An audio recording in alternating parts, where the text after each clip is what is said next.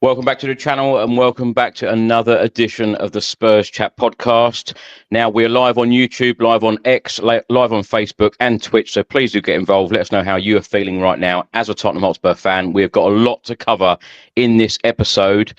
Of course, we'll be previewing the AZ Alkmaar game on Thursday. It's a huge week for Spurs. Of course, we are then back in Premier League action on Sunday against Bournemouth.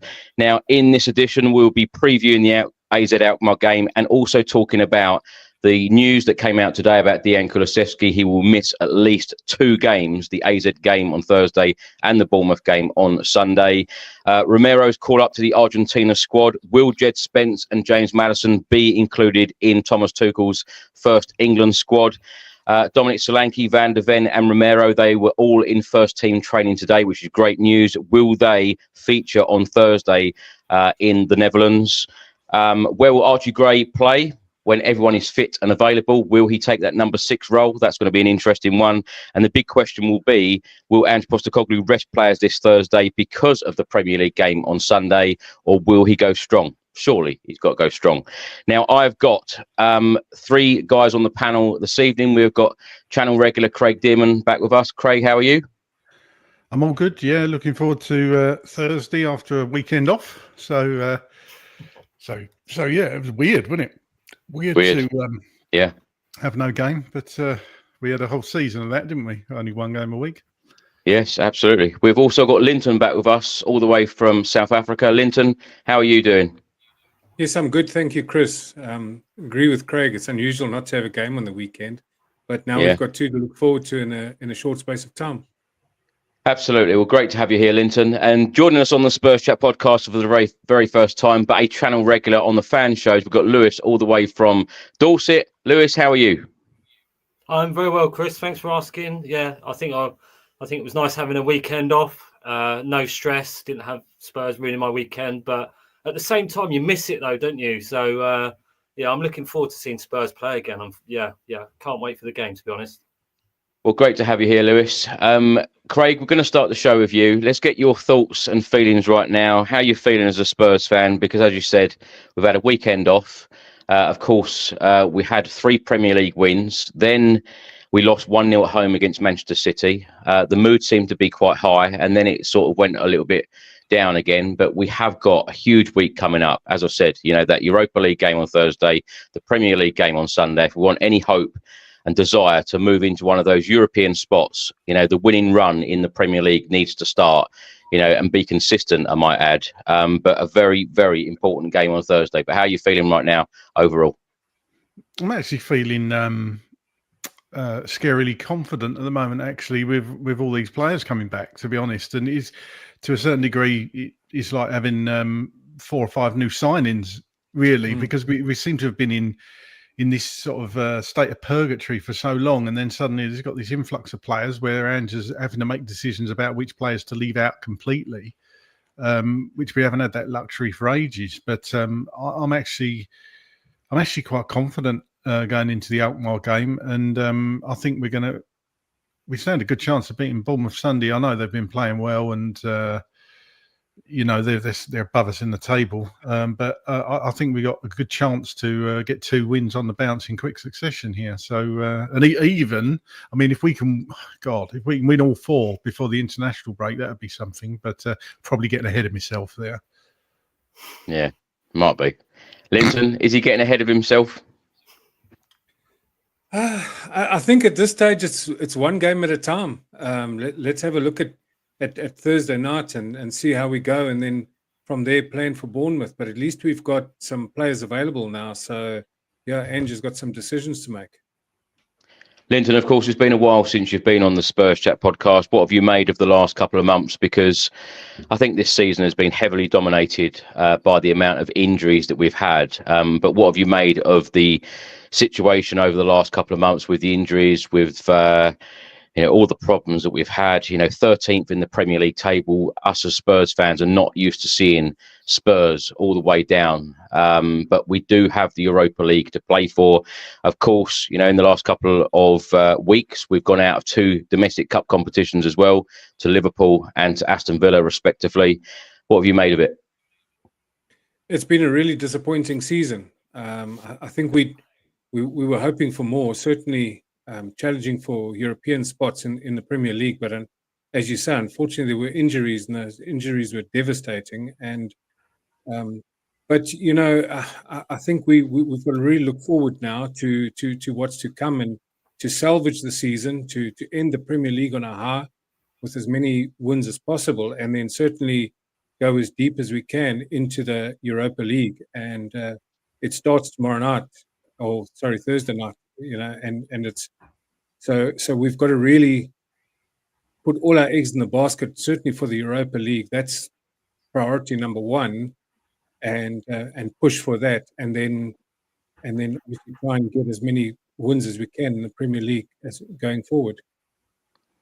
Linton, if Spurs don't go all the way this season and win the Europa League, yes, is it realistic that Spurs can go on a run in the Premier League and finish in a European spot? So we have European football at the Tottenham Hotspur Stadium next season. Is it realistic? I don't think it's realistic. I would say that I think the best we could probably hope for in the Premier League would be around about 8th, and that would be some run to finish as high as that at the moment, because there's quite a big points difference between us and the teams ahead of us. So and we'd need some teams to do us a favor for us to end in the European spots for next season. Lewis, let's come to you. Let's get your thoughts and feelings right now. How are you feeling as a Spurs fan, and what have you made of us going out of those domestic cup competitions and sitting 13th in the Premier League table? Because, it has been a really frustrating season. And, even today's news about Kulusevski, it seems like Ange Postecoglou gets players back. We all then start smiling again, thinking, right, this is it. We're going to, go on this run, and we've got our strongest 11 back, blah, blah, blah. And then, of course, we get the news that Kulusevski is out for a minimum of 2 games. It's just been frustrating, isn't it? But how are you feeling right now? It's been a roller coaster, really, isn't it? From the start of the season. Like you say, always when it feels like we're making some progress, there's always a massive bump in the road to knock us back a bit. Gutted about the Kulu scenario. But that's only 1 out, and hopefully we got 3 back. So hopefully it's tipping back in our favour at the moment. But yeah, he'll be a big loss. I mean, I kind of miss having the option of having to play Kulu in the middle. I've quite enjoyed watching him down the middle rather than out the right. I think he's made more of an impact through the middle. I just don't think we've had the option for a while to be able to play him there. But yeah, it's been a long season, it feels already. And to get knocked out in two, and the horrible thing is I kind of felt that, because everyone kept saying, "Oh, we're in 2 cups," blah blah. And I just thought, I've seen this scenario before. I thought in 1 week we could be out of both of them, and that's exactly what happened. I mean, I wasn't massively surprised. I was gutted, yes, but I wasn't massively surprised. Just the way our season's gone, But I think once the players start coming back in, I think we'll push up the league. I think getting a European slot is a big push. But stranger things happened, other teams might fall apart. You never know with football. It's a funny old game, as they always say. So anything can happen. So, they might do us a favour. If they don't, we just got to finish as strong as we can this season, really, and show the fans something. Because, I mean, that's all we want, to show a bit of fight, And we'll be more than happy to see that. But obviously, it's disappointing from what we expected at the start of the season, obviously. Lewis, as I mentioned earlier today, the Daily Mail reported that Kulusevski will miss the next 2 games at least. We don't know the extent of his injury. We'll get more from Ange Postecoglou on Wednesday in his press conference ahead of the Alkmaar game. But Kulusevski is played in 27 Premier League games this season, started 24, provided 7 goals in the Premier League, and provided 4 assists. How much of a miss and a blow is this going to be to Postecoglou and this Tottenham Hotspur team? Huge. I mean, he's been one of our best players of the season, in my opinion. Even when we've looked a little bit off the boil, he's the one who's kind of stepped up. I mean, he's really gone up in my estimations this season. I think as a player, I think his all-round game, I think his leadership, I think he's shown a lot. Everyone talks about, I think we've, on this channel, watched this channel many times, and everyone speaks about having leaders on the pitch. I think at times he's shown that he's got that leadership quality where he kind of takes the game by the scruff of the neck and shows that, come on, lads, we could do this. And he steps up, and it's going to be a huge loss, Chris. Massive loss, I think.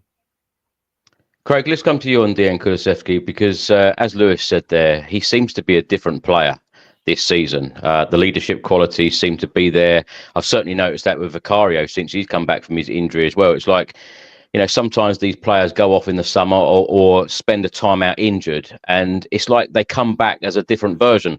I feel like Kulusevski is definitely one of those players, but how much for you is it going to be a big miss? And hopefully it will just be the 2 games. I think you're always going to miss a player like Kulusevski, especially with the form he's in at the moment. But in my opinion, we still should have enough to get past AZ Alkmaar in these 2 games without Dejan Kulusevski. That's the bottom line for me. Look, he's been overplayed these last couple of months, like a lot of our players. So in a funny sort of way, he's getting a bit of a rest. I mean, whether he's going to be in that, I don't know. I haven't seen the Swedish squad, so I don't know if he's been named in it. Be interesting to see if he has, or whether he pulls out. Of course, I mean that could happen. But bottom line, I think we should have enough, especially in these 2 games against Alkmaar, to get through. Obviously, tough game on Sunday. I'd rather have him in the squad than not. But again, with players coming back, and obviously Maddison needs to step up in that number 10 role if Kulu's not going to be there. We should have enough on paper anyway. And we're at home to Bournemouth. Obviously, tough game away. It was right in the middle of that period, or certainly at the start of that period where players were missing as well. So, and a lot of sides have gone to Bournemouth and not come away with anything as well. So, there could be worse games for him to be missing, I suppose, is what I'm getting at. But we certainly do need to pick up as many points as we can in the Premier League to stand any chance of qualifying for Europe in the league positions. Linton, Craig said we should have enough. How many times have we all said that and heard that in these very, very important games? Because when you're at the knockout stages of these competitions now, like the Europa League, I feel like everyone is pinning their hopes and dreams on Spurs going, as far as we can and lifting this trophy. Kulusevski will be a big miss, though, won't he?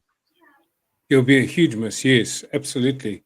It's almost as though he's matured this season, because we forget that he's still in his early 20s, and it's as if he's matured and he's just really discovered his own talent, that he's just really stepped up this season, and he's been magnificent all season.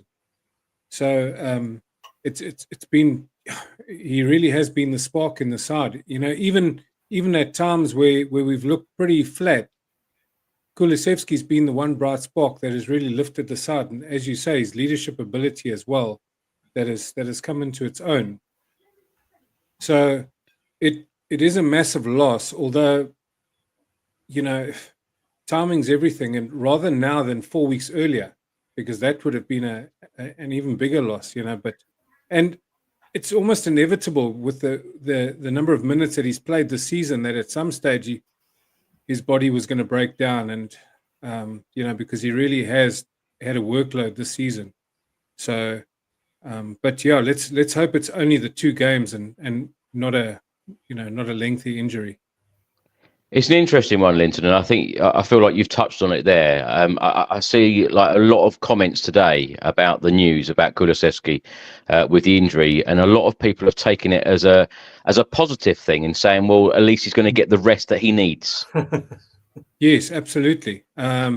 His body certainly does need some rest, and so if anything, it is a blessing in disguise, as long as it's, as I say, it's not a lengthy layoff. If it's 2 games, 3 games, we could kind of, with players coming back, we can kind of afford to do without him for 2 weeks or so, but not too much longer than that.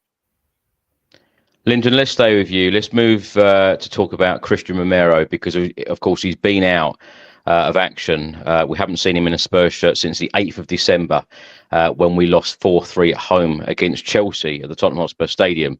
He has just been called up to the Argentina squad for the games against Uruguay and Brazil. A lot of Spurs fans, particularly online, have gone mad at this news, saying surely he can't go. But when you look at the dates of the games, the 21st of March, Argentina play Uruguay, and then the 26th of March, Argentina play Brazil. Now, there are 4 games before the international break. So AZ away, there is a chance of Romero playing this Thursday. We'll hear more from Ange on Wednesday in the pre-match presser. Then, of course, we've got Bournemouth. Then we've got AZ at home. And then we've got Fulham away. Now, what do you make of this news, Linton, that Romero has been called up? Because I said on an edition of Spurs News, I'm not sticking up for Romero here. Of course, if any one of us got called out by our country, we'd all be wanting to go. And of course, it's not his fault personally that he has been called up, because Argentina see him as one of their best defenders.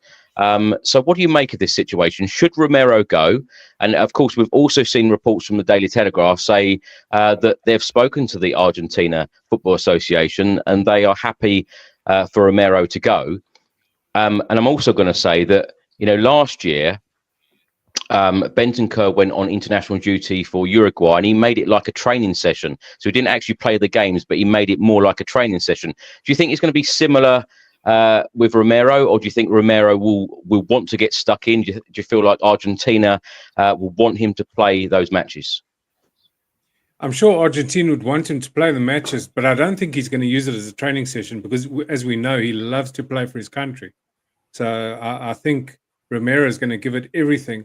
Although I'm hoping that the Spurs hierarchy have spoken to Argentina and hopefully his minutes will be managed for Argentina as they will for the club, because I think Ange will integrate him slowly into the side and manage his minutes, for the Spurs side. So I'm hoping that Argentina will respect that and also manage his minutes so that, he is available, because, we're really moving into a crucial part of the season now. And, we need all our players, and Romero is a crucial part of our team. So we certainly do need him for, fit and ready to go. So let's just hope he doesn't come back from international duty injured again.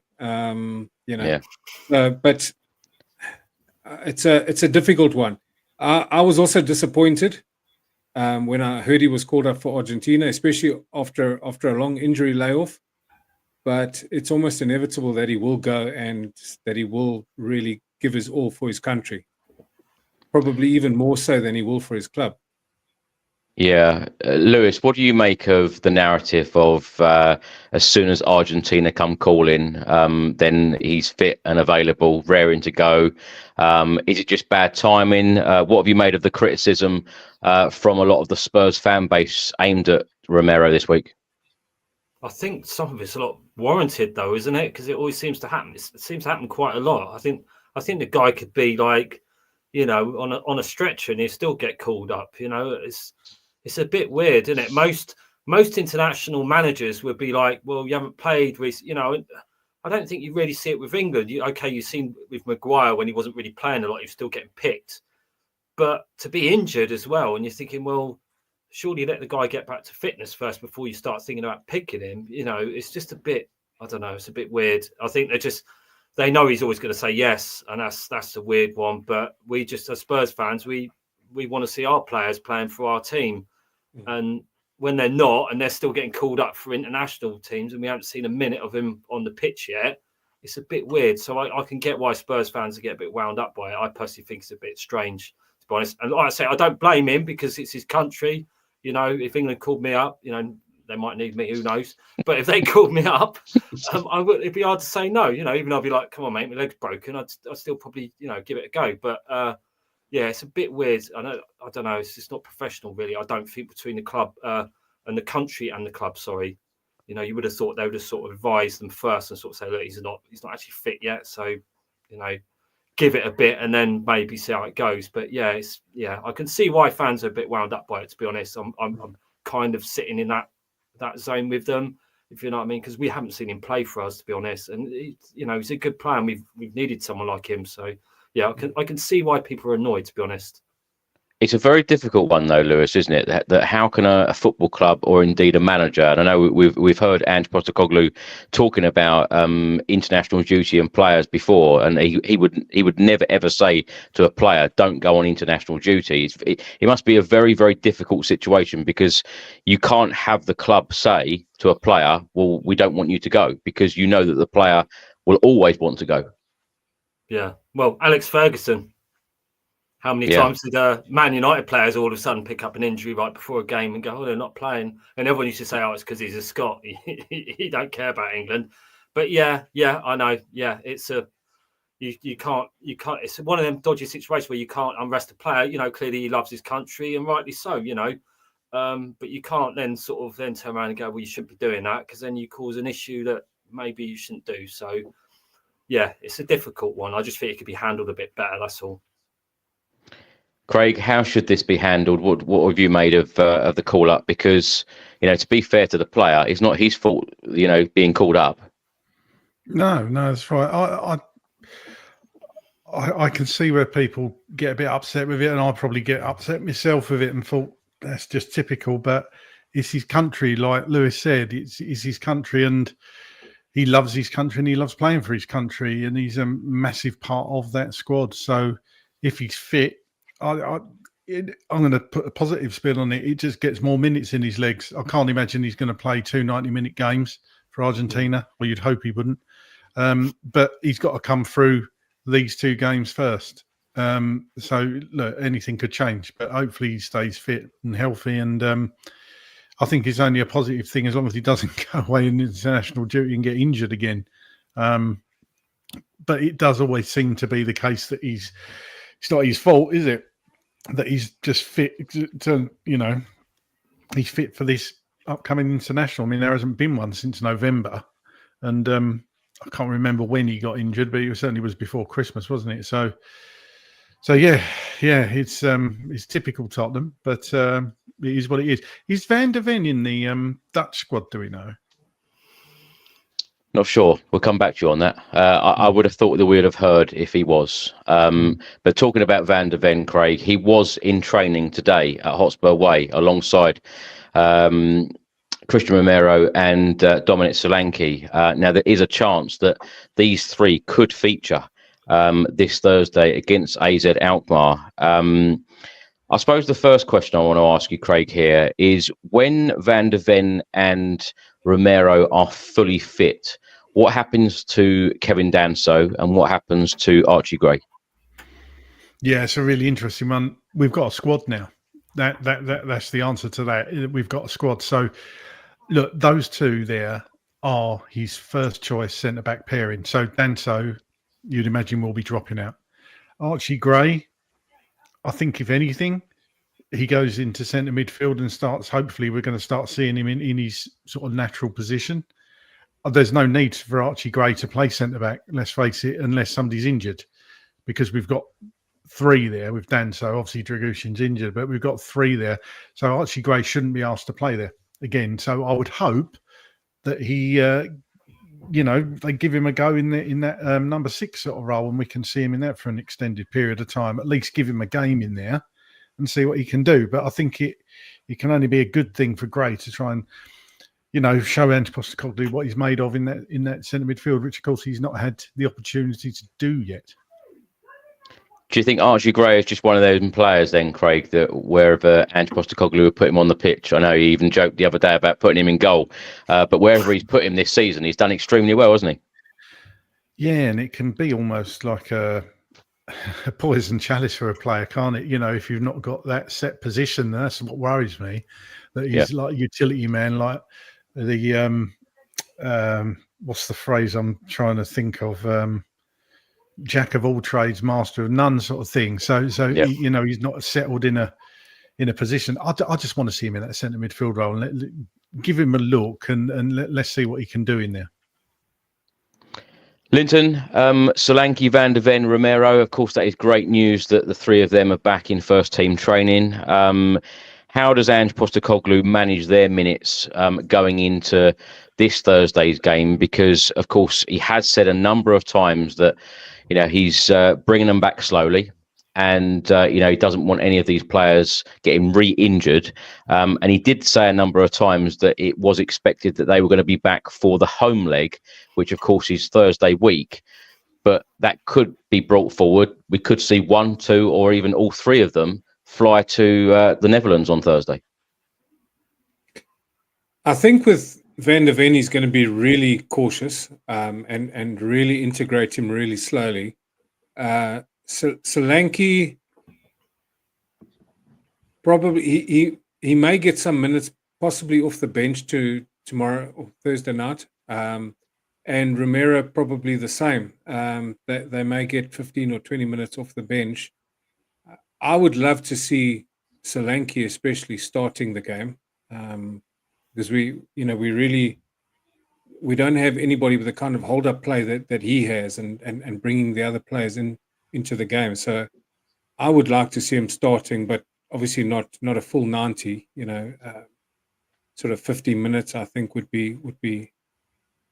He should be able to manage that, we hope. Romero, possibly also a few minutes off the bench later in the game. And again, possibly depending on the score and the situation at the time, he may integrate them slowly. Craig, in answer to your question, Van der Ven is not in the latest Dutch squad. Didn't think he would be, actually. They were talking about that on something I was watching the other day, and because I think they've probably better stack for centre-backs, and he's not actually as important to Holland as he is to Spurs, which is odd, isn't it? But that's good news. Linton, let me come back to you. Dominic Solanke, how much have Spurs missed him? Huge. He's been absolute huge miss. Because we just don't have anybody who could play through the middle the way he has. Even before Richie got injured, he's just not the same player as Solanke is. So we've really missed Solanke. It was a really good buy at the beginning of the season, and it's been a massive miss. And I just can't wait to see him back and starting. So I think that he's really going to. I think he's hungry, and I think he's really going to play well once he's in the side. He's really going to. I think we're probably going to see the best of him.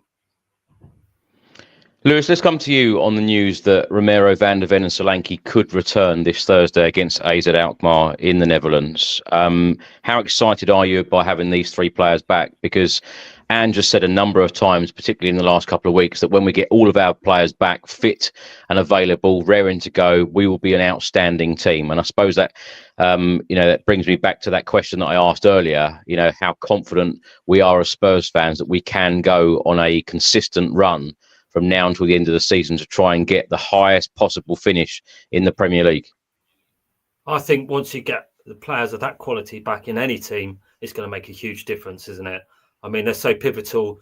I mean, I just seen up in the comments someone saying that they didn't want Solanke when he first signed, and that now they're like they've changed their mind completely. I kind of, when he signed, I kind of looked a bit into it. I thought, okay, yeah, he's all right. And then sort of looked a bit more into it. And actually, the more I looked into it, I was like, the more he fitted the system. And I thought, actually, he's perfect for the way we want to play. And he's been a huge miss. He's pressing, even when he's not scoring, he doesn't even have to score or assist. It's just the overall gameplay he brings to the team. The way Ange wants to play is just, that 65 million sounds like a bargain, really, doesn't it? It sounds like we've got a steal there for a player that adds that much to it. And I think there's more to come from him, a lot more. I think once we get our other style of play, our right wing and left wing play a bit more up to speed, I think we'll see an even better return from him, because we don't put enough balls in the box. We struggled that for years. And I think once we start ironing that out, we get a bit more solid in midfield. I think, we'll see a real good version of Solanke. So, and Mickey Van der Ven, I love the bloke. What a player. He's been phenomenal. I rated him when we first signed him. A lot of people said, I don't know who he is. We wanted the other guy, and I wanted him. When, as soon as we linked with him, I'd heard a little bit about him, but I don't think anyone expected him to be that good. And Romero, obviously it's our first choice centre-back. So as they get back in there, stability in the team, I mean, even if they don't play, it's that fact that we've got these options now. I feel sorry for Danso. I feel sorry for Gray. I'd love to see Gray moved into midfield. But it just gives us all these options that we didn't have before. It gives, whenever we had a scenario where the manager's got to think about who he's going to play. He's like, I don't want to upset him because he's been playing well. We haven't had that. It's kind of like, you need to play, mates. We've got no one else. So it's a nice luxury to have. So I think it's a huge boost, whether they start or not. even if they're on the bench, I think it's going to give the team a huge lift. And I think they're all pivotal players for the way we play. Yeah. Craig, how many times have you said on this channel about you used to play at centre forward? So I suppose I've got to ask you about Dominic Solanke. Yeah, just a few times. Yeah, Dominic Solanke, Craig. Quite often, or very often, should I say, strikers are based on goals. Dominic Solanke does so much more than just scoring goals, but a lot of people are quite upset about the amount of goals that he scored or not scored, should I say. And Lewis touched on it there about the crosses into the box. I feel like, you sort out those crosses into the box for Dominic Solanke, he will always be there to score more goals. I hope to see that in the future, but his work rate, his pressing is just second to none, isn't it? It is. And like Linton said, I think that you don't realise what you've got till he's not there. He's not a replacement for Harry Kane, but he's a very good second best, if you like. I didn't realise just how good he was at what he does. And I think that's shown massively since Son's tried to play up front, since Tell's tried to play up front, or anybody else that we've tried to shoehorn in there. Richarlison, even, a totally different player, can do everything. I would like us to see some more higher crosses getting, because he's quite a tall lad and he can hit the ball, but doesn't seem to be Angie's way of playing. He likes the low cross, but he's definitely a threat in the air. But it just showed against Liverpool how he held off, was it Kanate, I think, the strength he's got as well, and bringing other players into the game. It has really shown in this period how much we've missed him, and I think we would have progressed in one of those cups had we had not just Solanke, but full strength team, Romero, Van der Ven. You don't realise. I think we won't realise till we look back and think, Christ, we had like 10, 11, 12 players out. And we'd like that for weeks and weeks on end. Yeah, Solanke only 6 headed goals, absolutely. But the way Ange plays, obviously, he's not going to get that opportunity. What I'm getting at, he's not bad in the air. He's a tall guy. I think he's grown over the last 2 seasons. I really do. It was that breakthrough almost season at Bournemouth. I think he's kind of matured later, hasn't he, Solanke? He wasn't really. Never saw him as that player. I think he played for England years ago. He had 1 cap. Yeah. And I didn't think he played badly in that game. I remember watching him. He was quite a tricky winger, I think, I remember, like dribbling, Didn't actually see him ever as a centre forward. And when he popped up at Bournemouth and saw he was playing him centre forward, I didn't quite set. I thought, well, I never saw Solanke as a centre forward.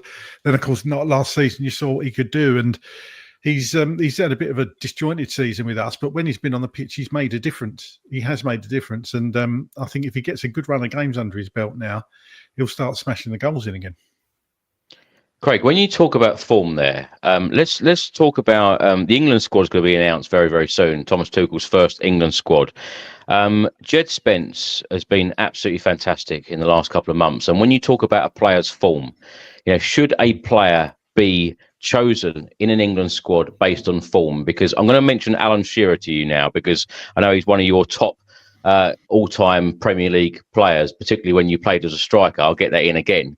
Do you remember he had a long-term injury, Alan Shearer, and because of his reputation, he comes straight back and went into that England squad. And I felt at the time that was really wrong, because I feel like players should always be picked on form rather than on reputation. And I feel like some squads would be very, very different sometimes if it was just all about the form. Jed Spence, on the form that he is in at the moment, should he be in the England squad? And also James Maddison. I think Spence should 100% have a look, to be honest. I'd be surprised if he's not in that squad, because he certainly deserves it. Like you say, on merit, on performances, he should be. Maddison, not sure. Probably not. I don't think he's done enough to warrant a position in that centre midfield, to be honest, this time. He's just got to keep putting in the consistent performances. You can't turn up one week and not the next. Like the little spat he had with Roy Keane. he's right. He wants to see him do it every week. We want to see him do it every week. And I think the likes of Shearer and probably Beckham to a certain extent as well when he was captain, players are, and I think it will always happen, players are picked on their history with the England team. They've might have a lot of caps or something, or been loyal to the manager. Like Southgate was very loyal to players, wasn't he? And I think that probably to a degree, you're always going to get that. It creates bonds within the squad, which of course is important. Harry Kane could be injured for 8 weeks, get picked for England, and he's going to do a Romero. He's going to turn up and he's probably going to start. That's the thing. When you've got world-class players, they're going to get straight into the lineup, whatever, aren't they? So when you're talking about Shearer at the time, he was the number one centre forward in English football.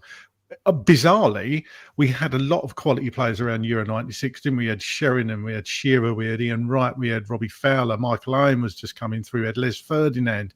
We had a glut of centre forwards. We don't seem to have that now. Yeah. So to be that first choice, number 9, you had to be something special. But of course, Venables loved Shearer and Sheringham, didn't we? And I think if they'd played more games together, and I swear if we'd kept hold of Terry Venables for England, we'd have won something eventually, because we were that close again, weren't we? Yeah. An incredible partnership, actually, Sheringham and Shearer. And of course, Sheringham and Klinsmann for us. Yeah, incredible. Linton, let's come to you. In February, Ange Postecoglou made 3 changes to our Europa League squad. Jed Spence coming in, which is great news. Tell and Danso also coming into the Europa League squad. Of course, new signings in the January window. Not available now to play in the Europa League for Spurs. Fraser Forster, Kinski, Reguilon, Dragushin and Timo Werner.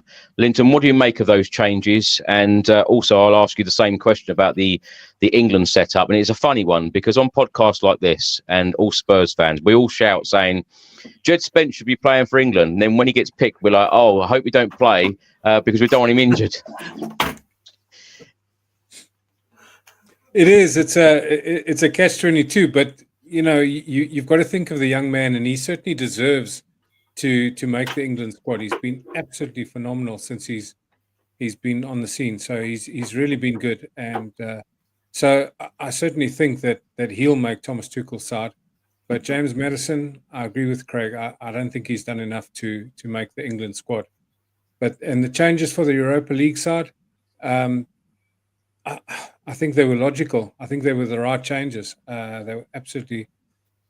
Fraser Forster, obviously, he's not going to get another game now that Kinski's in, and Kinski hasn't made the side. But Jed Spence has to, on merit. Jed Spence is in. Timo Werner, obviously, he doesn't have a future at the club, as we know. And then of course Tell coming in, which would be backup for Solanke. So now the changes, to the Europa League squad. I think we've got the strongest squad now, Europa League squad, that we could possibly have. So I think it's all positive going forward. Linton, let me also ask you about Jed Spence, because I feel like he is a player that you can't take out of this Spurs side at the moment, and Archie Gray. So when we do have a fully fit squad available to Ange Postecoglou, Udogie, of course, is now back.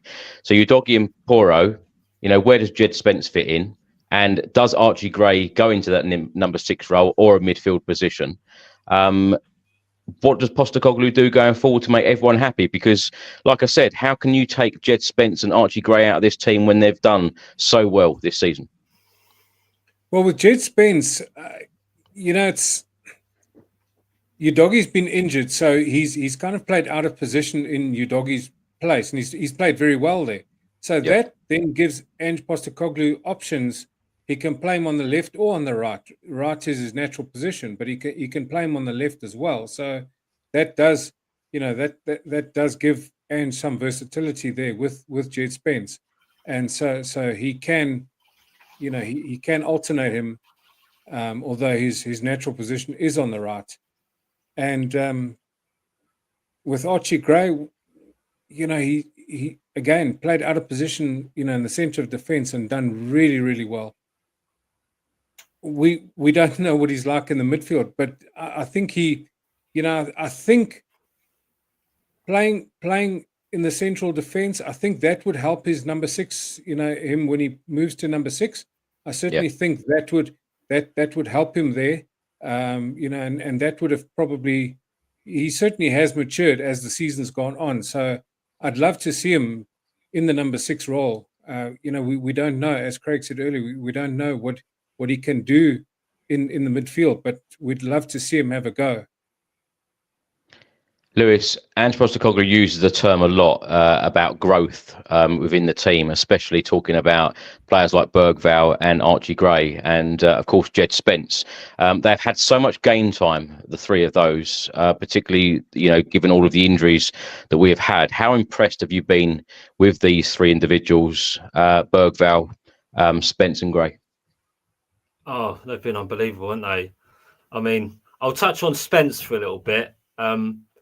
I think there's really something about him. I mean, I think when we first signed him, everyone saw there was a little glimmer of he's got something there special. And it's almost like when he starts running the ball, it's almost like when Bale started hitting a bit of form and he started to be that sort of one player. You're thinking, wow, he's going to take him on. He's going to actually have a go at this. And he seems to be doing that. And I just think he's just got better and better. And I like the fact he's got a bit of fire in him, because I think all the fans were like, why isn't he getting picked? Why isn't he getting picked? And he was probably thinking the same. But he hasn't sulked. He's took his chance and he's just got in there and got on with it.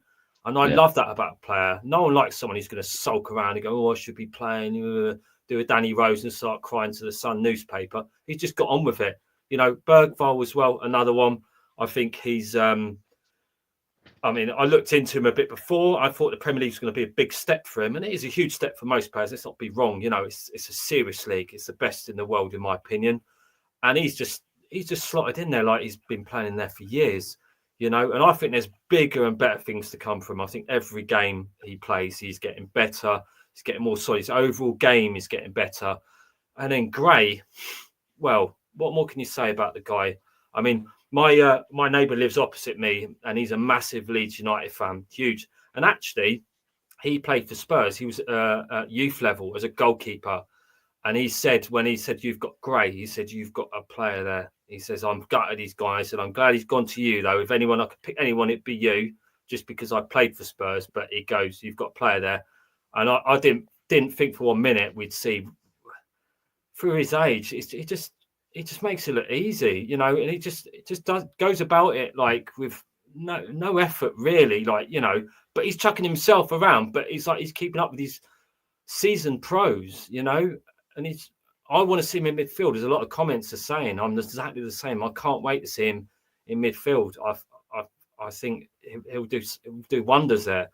The fact that he's been able to hold at the back line and be solid defensively for us when we've needed him as an 18-year-old, it's just been phenomenal. So yeah, I'm so impressed with all the youngsters. I mean, that's what you want to see. So the future's looking really good for these young players. I love to see it.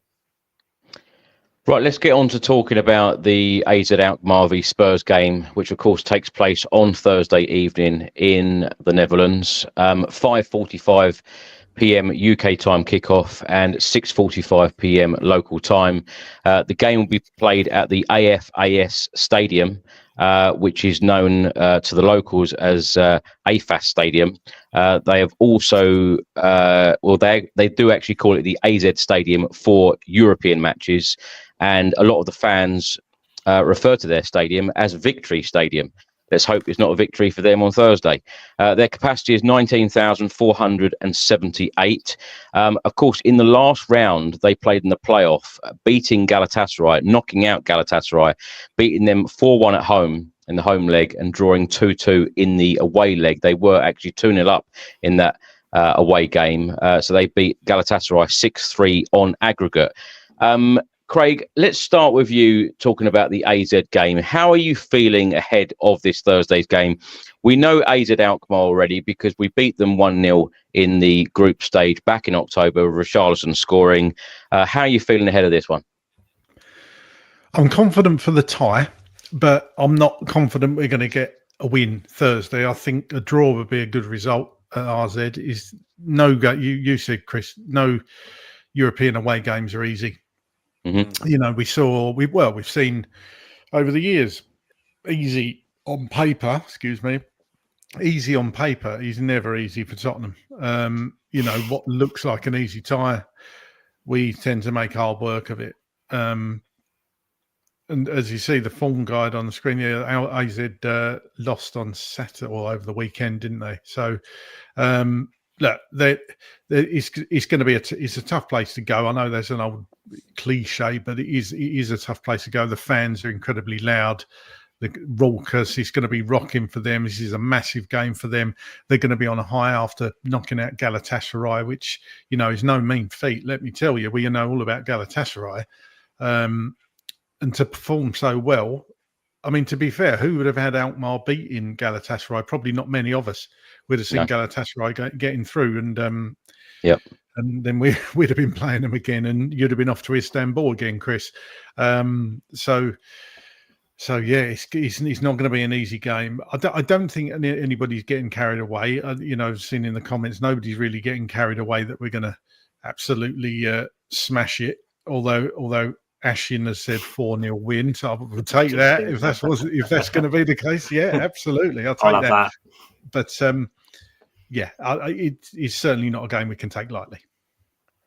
Linton, Galatasaray had high hopes of them going all of the way to the final this year, and like Craig said, I don't think any of us or many of us had Galatasaray down as losing against AZ Alkmaar. What have you made of AZ in the Europa League so far? Because, of course, we did play them back in October, as I mentioned. What do you make of them that night? And are you afraid of AZ Alkmaar when you see that result, 4-1? You know, they won 4-1 at home against Galatasaray. I'm not afraid. I think we've got a better side. We've got a better squad.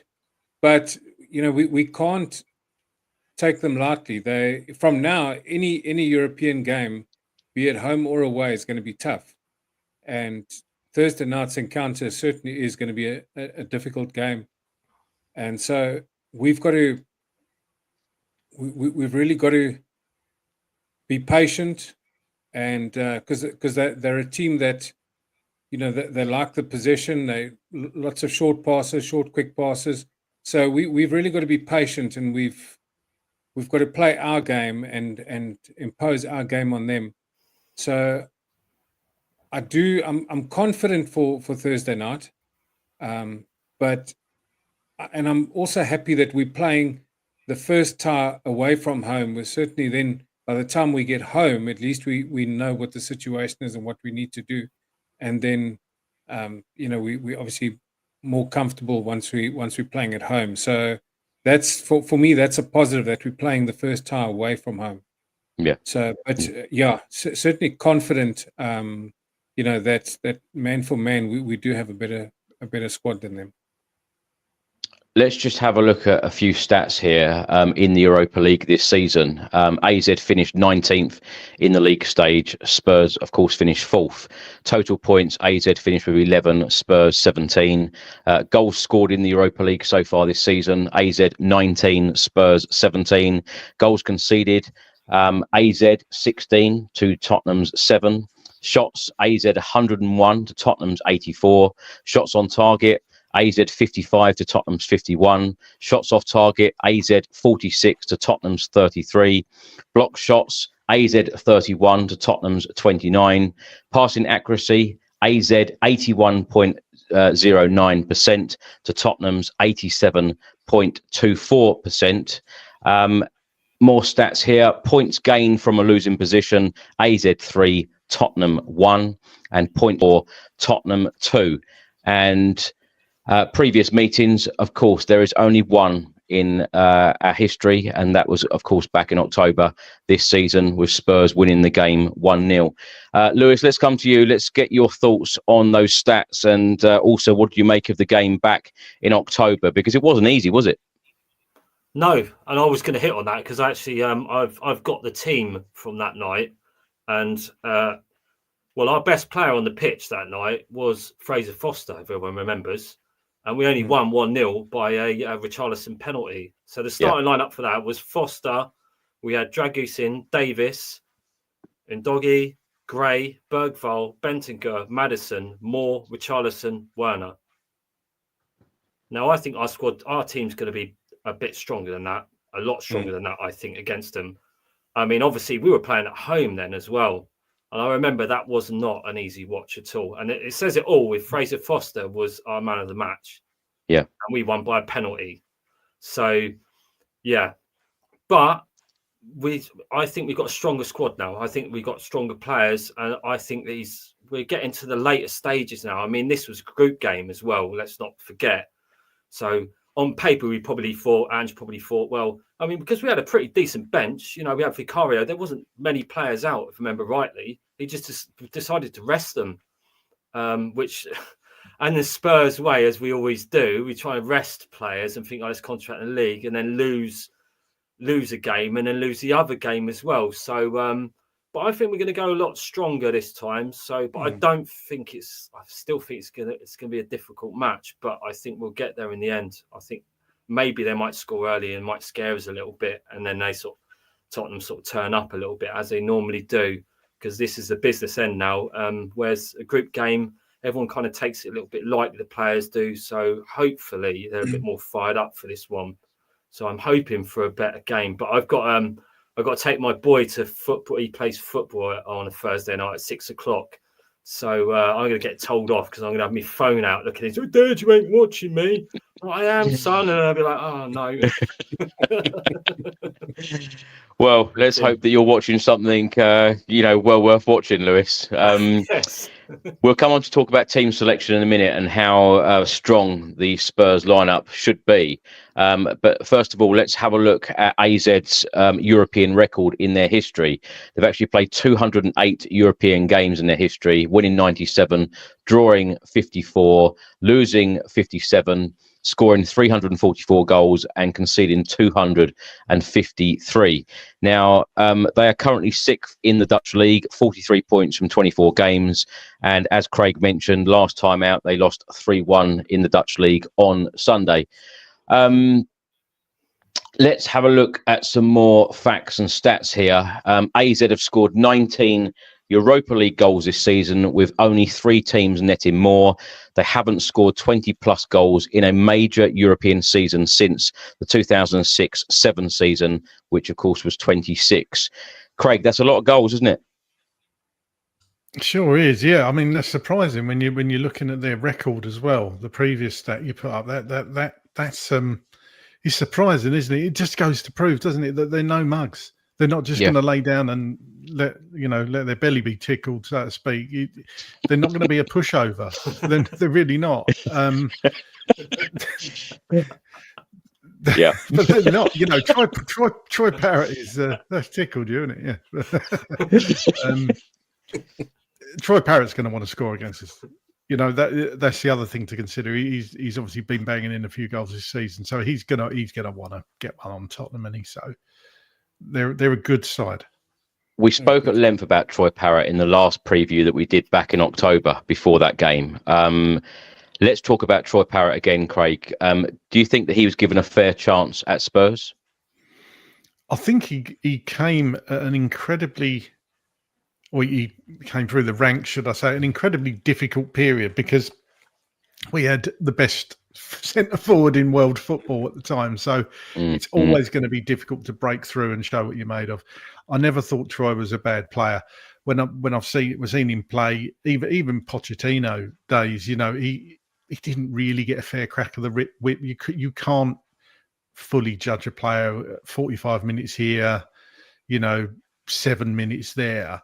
He never really got a good run, but again, when he went out on loan, I think he was at MK Dons, wasn't he? One of the, a lot of places he went to, he was okay. He didn't put up massive numbers, but he seems to have found his level, and he seems to have found a home in AZ Alkmaar, and they seem to love him over there. So it's a shame, because not every player that comes through the academy or at the academy is going to make it at Tottenham, as much as we'd love that. And had high hopes for Parrott, like a lot of us did, but unfortunately he was just one that just didn't have enough when push come to shove. So it was a shame he didn't make it at Tottenham, but he is a decent centre forward. Yeah, Troy Parrott's stats this season in the Europa League only: 17 shots, 4 goals, XG 4.32.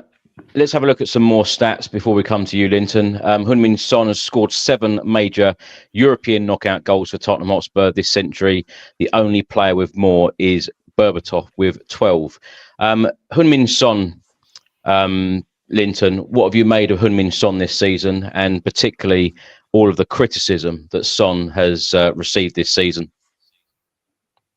I think the criticism's unfair because, as we know, Sonny's a legend for our club. And so it's unfortunate that he has received the criticism that he has. He's still a quality player.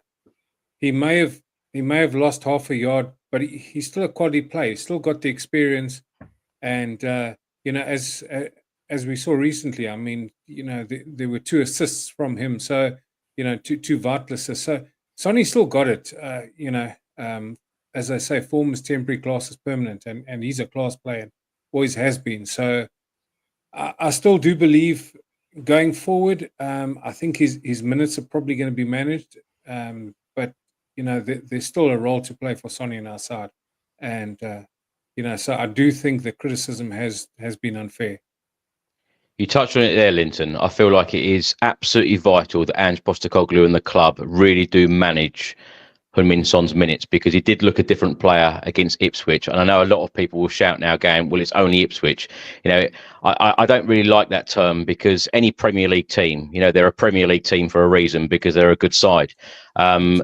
It just seems like a bit of a cheap shot every time when we play a lower league opposition and a player does well, and you say, well, what about that? Well, it's only them. But you've still got to deliver the goods, and Son certainly did that in that game. But it does... I do agree with Ange Postecoglou, because he said a number of times that a lot of these players, they need a rest. They can't keep playing every minute. And I know a lot of fans feel like a lot of these players, because they get a ridiculous amount of money in their wage packet every week, I feel like a lot of fans feel like these players are robots, but that is not the case. Correct.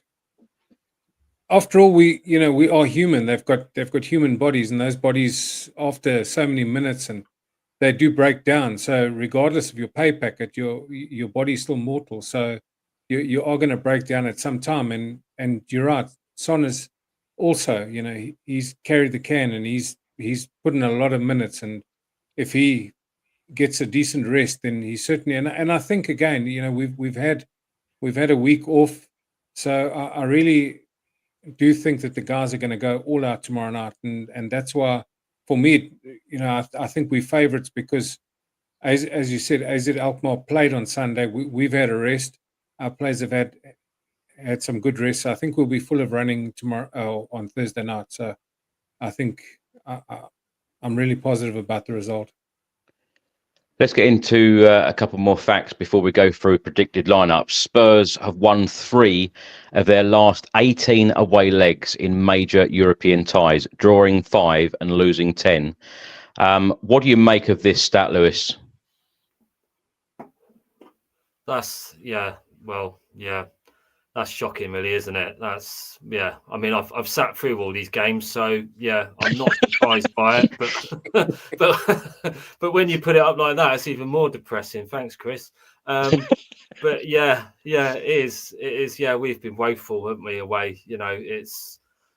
That's why I always take it with a sort of pinch of salt and sort of think we should be beating these teams, but don't we always say that? And on paper, and it's the same old slogans come out, and we don't seem to turn up. But then saying that, a lot of the times we haven't taken it. Put this into context. A lot of these European games we haven't taken seriously, and I think that you have to take that into context of these stats, because a lot of times we've rested players, we've put fringe players in, expecting to do a job, and it's almost like throwing in a new team, and they run around like they don't know how to pass to each other.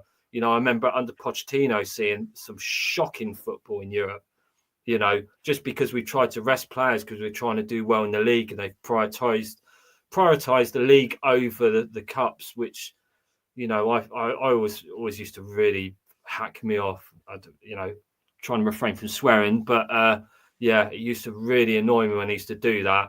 And then we'd lose the next game anyway. So, yeah, I'm not surprised by the stats. Like I say, that factor is the fact that a lot of times we used to mess around with the team so much, not just make one or two changes, but make a sweeping change through the whole team and then wonder why they're playing like they haven't played together. Well, that's because they don't play together. So, you reap what you sow. But yeah, it's still quite damning, really, isn't it? I feel like the European games, particularly away, are extremely difficult given what atmospheres, they are like in these stadiums. Like Galatasaray, for example, they make it so hostile that, they make it like, because they don't want the opposition fans to even go there. Craig, looking at this stat, winning 3 of our last 18 away legs in major European ties. If we are going to go all the way to the final, we cannot just rely on winning at home, can we? No, that's pretty, but I didn't realise it was that bad, to be honest with you. But yeah, like Lewis, I've sat through all of them, and you just don't realise, just how bad it is. But yeah, something's got to improve there, isn't it? Something's got to improve because, like you say, we can't just rely on the home form. We've got to start doing things away, even if it's just getting a draw. Yeah, a draw, not losing. Yeah, and that is the only thing that worries me with the way we play football. Is it going to work in Europe? Is it going to work in Europe when the push comes to shove? This Ange has shown he can adapt though, and we can sort of protect the lead to a certain degree. I know we haven't had the results that prove that, but he's shown he can adapt a little bit. So you would hope that we've learnt a lot, and should we actually go 1-up in Holland, then would you like to see us sit back and just defend the league, Chris? Because I think that's what I think the defence is hopefully going to be solid enough, but it's a tough one, isn't it? Because we do like to see that attacking football. He's very much about the style, though, Ange Postecoglou, isn't he? But like you've said there and touched on, Craig, that I don't think that Ange Postecoglou gets enough credit when he does get it right. I feel like everyone jumps on the bandwagon and says, oh, you haven't got it wrong, you haven't changed this, you haven't done that. But I've said in the last couple of podcasts, when Ange has tweaked a few things here and there in certain games, I don't feel like he's been given enough credit. Yeah. Linton, let's come to you. Spurs have won 7 out of their past 11 major European matches against Dutch sides, drawing 2 and losing 2. With this, their first knockout meeting since beating Ajax 3-2 in May 2019. Who remembers that? Who's ever going to forget that? What do you make of that stat, Linton? And should we talk a little bit about that game, that Ajax game? What a game that was. Ajax game brings back fond memories. Yeah, absolutely. It brings back fond memories with Lucas Moura's hat-trick. What a game. Incredible. Yeah. So, but, Chris, we've got these stats, but I just think tomorrow it's a new day, it's a new game, and I really do think that the guys know that their season is hinging on Thursday night's game. So I really believe that they're going to put everything into Thursday night's game. And this is their chance to get back into Europe next season, regardless of what happens in the league. So I really believe Ange and the players are really going to give everything starting Thursday night. That is an incredible thought, isn't it, Linton? The fact that Spurs, we could go all the way, lift the trophy, and then play in the Champions League next season. Wouldn't that be incredible? And I tell you what, I feel like the summer transfer window should and could be completely different to the summer transfer we could have if we don't play any European football next season. I agree, absolutely. It'll be a really good summer transfer window if we're in the Champions League next season. And if we're not and we don't have European money coming in next season, then I think it'll be another disappointing transfer window. So it'll, and that's why I believe that they'll throw all the resources at trying to win the Europa League, although it's not going to be easy. Right, lastly, sorry, Linton. Lastly, we're going to go through the predicted lineup of the 3 guests, and we'll get score predictions as well. Linton, let's start with you. We've got your starting 11 here. This is the team that you think that Ange Postecoglou will put out on Thursday in the Netherlands. Vicario, Porro, Danso, Gray, Udogie, Maddison, Bentancur, Sarr, Johnson, Son, and we've got here Solanke or Tel, or a mixture of starting him and then ending with Tel. Talk us through this starting 11, why you think Ange Postecoglou is going to go with this starting 11. I just think that, I think the defense speaks for itself. I think that he's going to play Porro and Udogie, and then he'll have Spence on the bench to come on to replace one of them, and then certainly, Bentancur to play the number 6 role, and then Maddison and Sarr to feed the guys up front. So that's what I think Ange is going to do. Although I would make a few changes to that personally, but I think that's what he's going to do. Johnson, obviously a late change. I would have gone for Kulusevski there in place of Johnson, but obviously he doesn't have much choice there. And then I think depending on Solanke's fitness, I think we'd like to start with Solanke if he can, and give him 15 minutes and then bring Tel on. If Solanke's not fit enough, he'll start with Tel and maybe bring Solanke on for 15 or 20 minutes towards the end. Well, Linton, let's now have a look at your starting 11. This is what you would like Ange Postecoglou to do. And this is Vicario, Spence, Danso, Gray, Udogie, Maddison, Bentancur, Bergvall, and then the forward line of Johnson, Son, and again, you've gone with Solanke and then Tel coming on. Talk us through why you have chosen this team and why you would like Ange Postecoglou to go with your starting 11. Okay, I think Spence picks himself. I think in Ange's side, I went with Porro because I think he may give Spence a bit of a break. But for me, Spence picks himself into that side, and so does Bergvall in the midfield. Bergvall's been incredible this season, along with Gray and Spence. So I think my side has got 2 changes from what I think Ange will pick. But I think it's quite a solid midfield, that and possibly at the moment the best midfield that we could pick, and then quite a potent front 3 with Johnson and Son, and then either Solanke or Tel. So I think it's quite a solid side, and possibly the best side that we could pick at the moment. I agree with what Craig said earlier. I feel like we've got more than enough quality to go and get a result in the Netherlands on Thursday. Whatever team you've put out there, Linton, whether it be your predicted Ange Postecoglou one or the team that you would like, I feel like it's a very, very strong team. Lewis, let's come to your starting 11. This is what you think Ange Postecoglou is going to do. Vicario, Porro, Romero. You think Romero's coming back after nearly 3 months out. Danso, Spence, Maddison, Bentancur, Bergvall, and then the forward line of Johnson, Son, and Tel. Talk us through why you think Ange Postecoglou is going to go with this starting 11.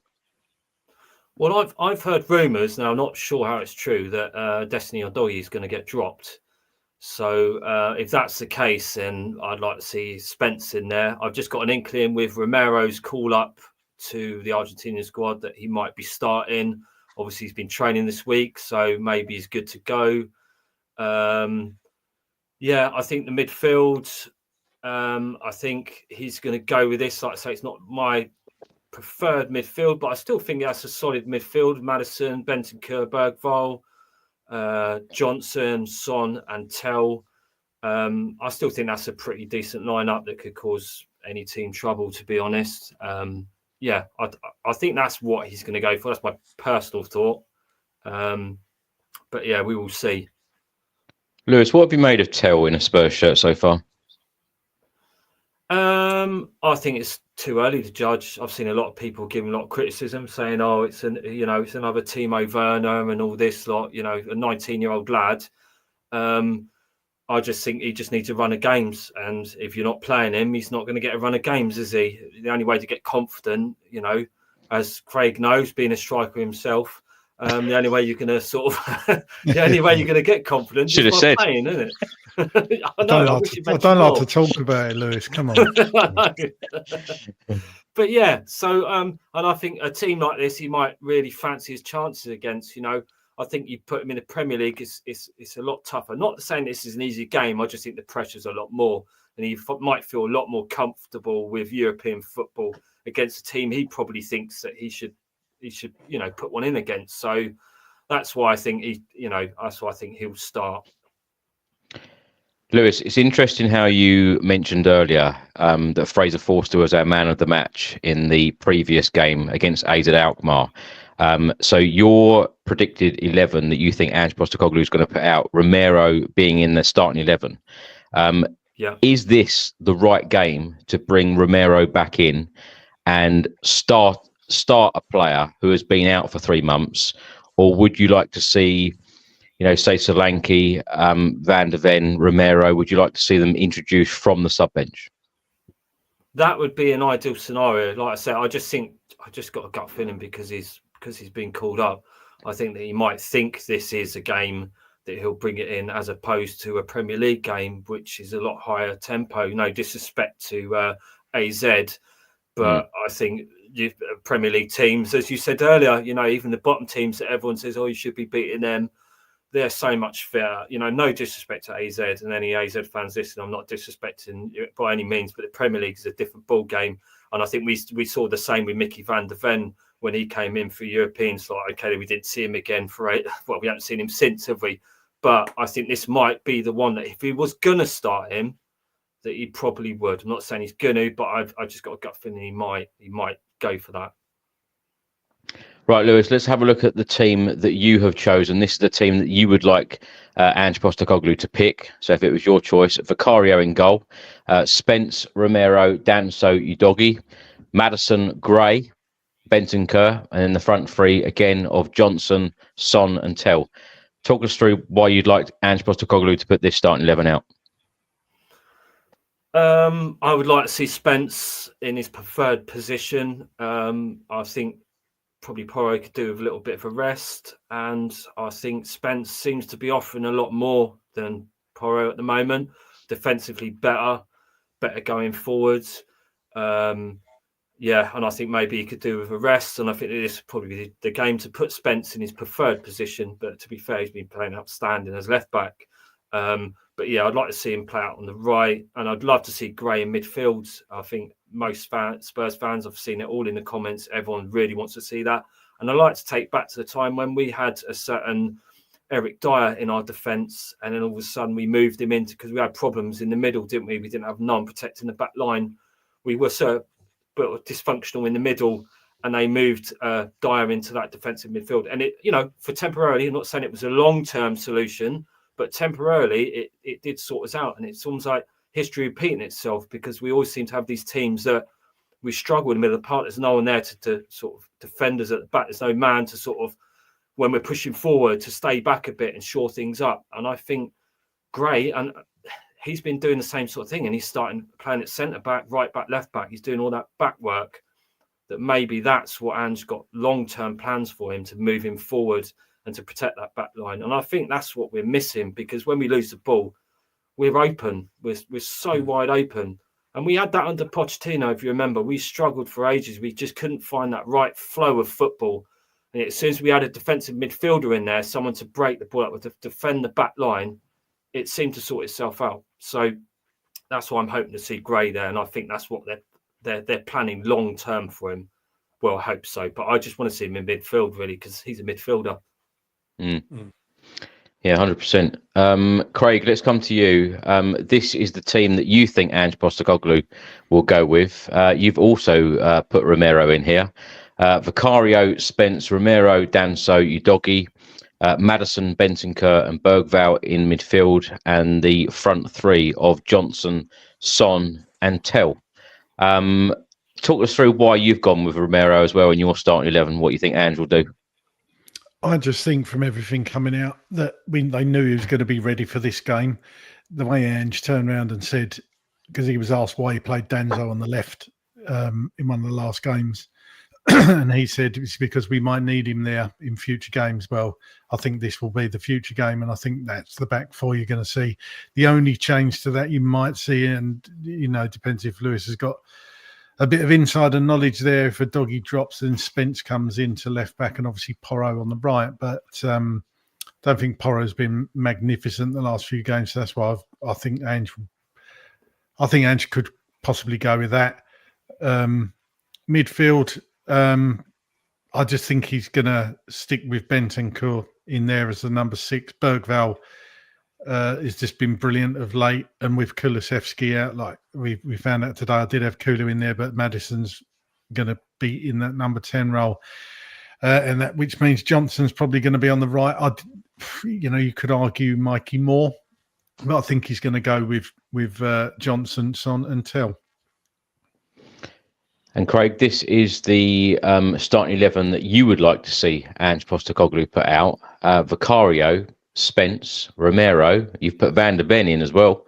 Udogie, Maddison, Bentancur, Bergvall, Moore, Solanke, and Son. So you would actually start all of the 3 players coming back from injury: Romero, Van der Ven, and Solanke. I would, because if they've been training, they've trained well. This is what I'd love to see in a perfect world. Obviously, I don't know their fitness, but if they're fit, they should be starting, in my opinion. You can always take them off. Get the game won, take them off. Haven't we said that all the time? The only one I'm kind of torn with is Bentancur for Gray. I'm in an RM, but I think that the fact this game is, it's the biggest game of our season so far.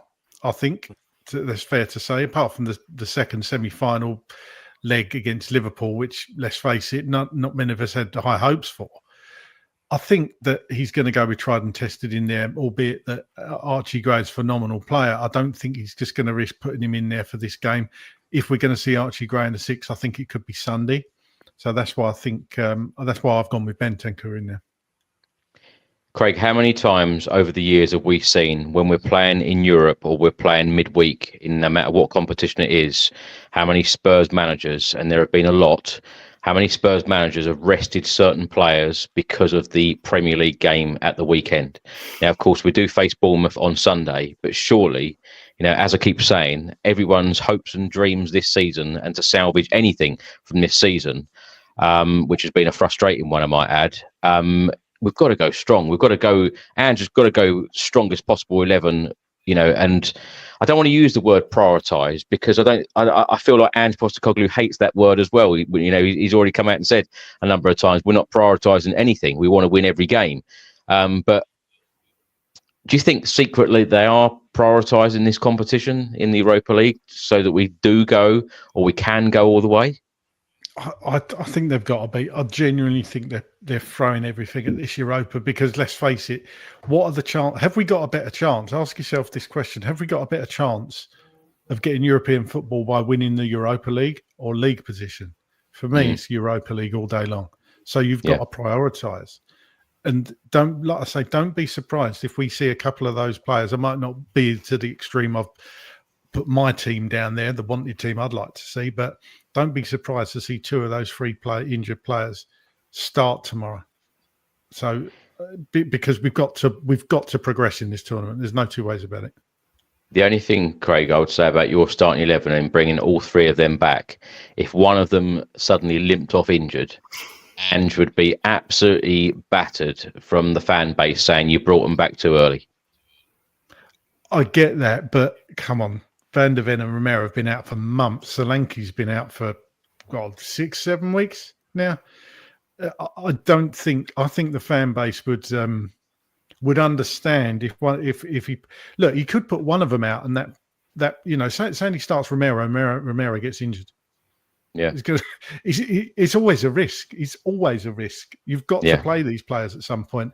And for me, I've never seen any difference in starting a player or bringing them on. Yeah, you've probably got a bit less time for a player if you bring them on. You bring them on the half-hour mark, so they get 30, 35 minutes. I get that. But, bring a player in, play half a game of football, and then if he's feeling a little bit if he like Van der Ven's hamstring, for example, if he feels a bit of tightness, they can take him off at half time or whatever. But I think I wouldn't be surprised to see him go with a couple of those players. I would say I did toy with Odebear as well, putting him in on the right over Mikey Moore. But I think Mikey Moore has proved he can play against Alkmaar. Yeah. So that's why I put Mikey Moore in there. Before we get your score predictions ahead of Thursday's game, I just wanted to ask a very quick question because it's been all over the media this week. Linton, let's start with you. Spurs apparently have told RB Leipzig that they will not be signing Timo Werner on a permanent deal. Basuma and Richarlison, apparently for those duo, Spurs will listen to offers, in the summer for both of those. Is it time to move? There's no point really talking about Timo Werner because he's going to be going back anyway, but is it time to offload Basuma and Richarlison for you? I think so, Chris. Richarlison, he hasn't lived up to his price tag, and he's injured so much as well. So he's out for so much of the time. So I certainly think his time is up, and he hasn't lived up to expectations at Spurs, unfortunately.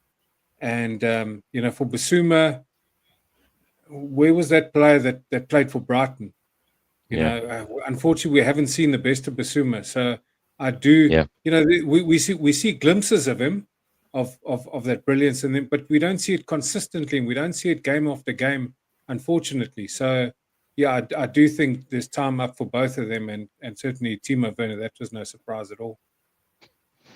Lewis, what about you? Yeah, I'm not surprised. Richarlison's just never fit, is he? Never, ever fit, and especially when we need him. He just seems to just let us down. And, I generally like Richarlison. I don't dislike him, but, what can we do? If I was employed by a company and I was sick 90% of the time, they wouldn't keep me on, would they? So, in that respect, Basuma, I will reiterate what Linton's just said. He's not consistent enough. He was phenomenal then first 10 games under Ange. It was him that allowed Maddison to play the way he did. And then as soon as he went off the ball, we just all went off the ball. And he's one of them players that reminds me back to when Christian Eriksen used to make Spurs tick. If you had a bad game, we had a bad game, and he's that important in that role. That role that he plays is so important to the team. You need someone to be on it. They can't be on it one week and then not the next. That's not that style of football. You have to be on it each week, and he's just not consistent enough. Like I say, I don't dislike the bloke. I think there's a good player there, but we haven't seen the same player that he was at Bournemouth. He was at Bournemouth, so Brighton. He was consistent, and we just don't see the consistency. So I wouldn't be gutted to lose both of them, to be honest, at all. Craig, would you be gutted that Timo Werner's leaving Basuma and Richarlison?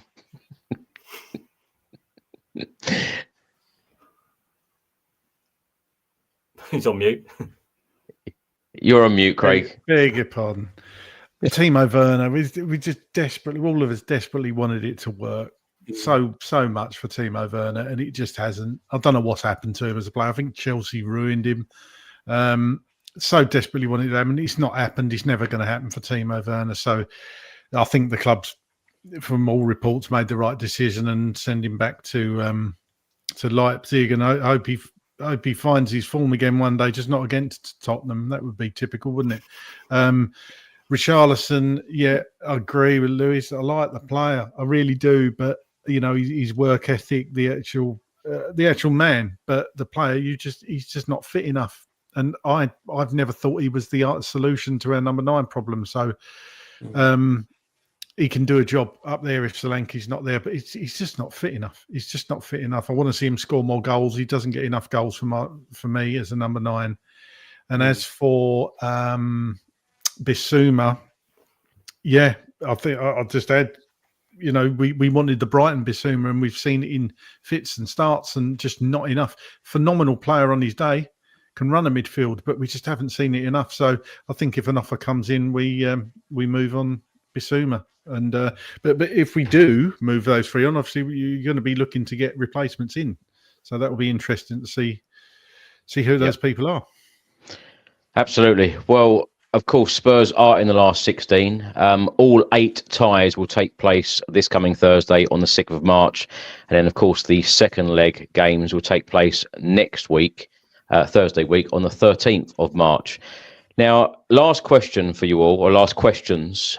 Craig, let's start with you. Out of the last, or out of the remaining teams left in this competition, who are you afraid of? Who don't you want to meet? Because, of course, we do know if Spurs do go through against AZ Alkmaar, we will face either Ajax or Frankfurt. I believe that will be a very difficult tie, no matter who it is. Is there anyone you fear here? Do you think Spurs can go all the way? And give us a score prediction for Thursday. You're dead right. Ajax or Frankfurt, there's going to be a tough game, and playing the away leg second is going to be tough. And it's the same for the semi-final, by the way, whoever, if we're lucky to get there. Either Ajax or Frankfurt, like I say, tough game. Wouldn't pick either of them to play in the quarterfinal, but look, you can only play what's put in front of you. I think Real Sociedad are a good team. Wouldn't want to necessarily meet them. Roma can always turn up. Lazio, obviously, big prestige club, not at the levels they were, but they're still a threat.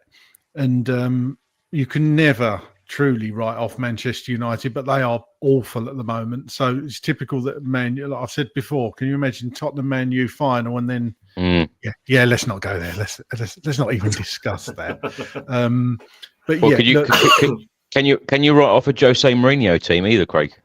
No, absolutely not. And that would be interesting, wouldn't it, to see Jose back at the Tottenham Hotspur Stadium in the opposition dugout. That would be interesting. Look, this stage of the competition, every team is there on merit, so you're going to get a tough draw. But in my opinion, there's nobody there that we need to be absolutely frightened of. There's teams we need to respect. So we need to respect every opposition, of course, but none of those teams, on paper at least, should frighten Tottenham Hotspur. Yeah. If we can get our players back and we can push on and get a bit of confidence and get some results. As for a score prediction, I'm going to say 1-1. So, Craig, how far are we going? All the way, Chris. Why not? All the way. Champions League football. Arsenal win nothing. We win a cup after a horrendous season. Finish 14th in the league, win the Europa, and get Champions League football. How's that? What's happened to you? You're normally so grumpy. What's happened? Trying to be positive. We want positivity on this channel, but of course we want realism as well. Linton, do you agree with Craig? Can we go all the way? Will we go all the way? We can. On our day, we can beat any of those sides on our day, but we've got to put in some consistent performances from now to the end of the competition. So that's the thing that we need to strive for, is consistency, because as we know, on our day we can lose to anybody, but on our day we certainly can beat any of those teams. Yeah. Linton, what score prediction are you going for? I'm going for a 2-1 Spurs win. Love it. Well, let's hope that is the case. Lewis, is there any of those teams that you fear or worry about? And do you think Spurs can go all the way? And your score prediction? There's no teams in there. I mean, I think because they've changed the format, normally you've got a Champions League, you've got one of the big guns in there that you're thinking they've got a point to prove. I think we're dodging it a little bit this year because you haven't got them teams that have got that fear in them. I don't think there's any on there, like on paper, that we should massively fear. I mean, obviously they're all decent sides, I mean, and I'm not scared of any of them. But yeah, I was going to put a bet on at the start of the season when the Europa League started that it was going to be Tottenham Man United final, and I don't know, it might happen. So it's none of them that I fear. I just think if we put our strongest team out, which I think we will now it's getting to the business end of it, and we're starting to get players back at the right time. Imagine if we'd had all these injuries now hitting us now as we're going into the business end of the competition. I think it might work in our favour. All these players are going to come back hungry. They're going to want to do something. I think the fact that we're doing so rubbish in the league, that it's going to give them a bit more focus in this competition, hopefully, and that we're going to really do the job. So, Yeah, I'm going for 2-1. I think they're going to score early and we're going to be a bit worried. And then I think Spurs will do the job. So, yeah, I'm saying 2-1. And, yeah, we're going to go on and win it. Wow. Okay. Trophies are coming, Chris. Yeah. Well, I'll start getting excited when we're in the semi-finals, I reckon. Linton and Lewis, I agree with your score prediction. I'm also going to go for a 2-1 Spurs win. And, hopefully it'll be a great night in the Netherlands on Thursday. Lewis, thank you so much for coming on. Really enjoyed your company this evening. Of course, your first time on the Spurs Chat podcast. Hope you've enjoyed it. And where can people find you? That's brilliant. You can find me on all the socials. Look for 5 Stack. That's my DJ name because that's my other thing that I do apart from my normal job. So I DJ. You can find me on Twitter, Instagram, and Facebook, and on the radio, which I'll talk about soon. But you can find me there. Thanks for having me on, Chris and Craig. It's been an absolute pleasure. Nice to meet you, Linton. It's been great, an absolute honour. I've been a follower of this channel for a long time. So I've really enjoyed the content and keep up the good work. And I hope to see you guys soon. Thank you, Lewis. Been brilliant. Thank you so much. And Linton, great to have you back with us. What time is it in South Africa right now?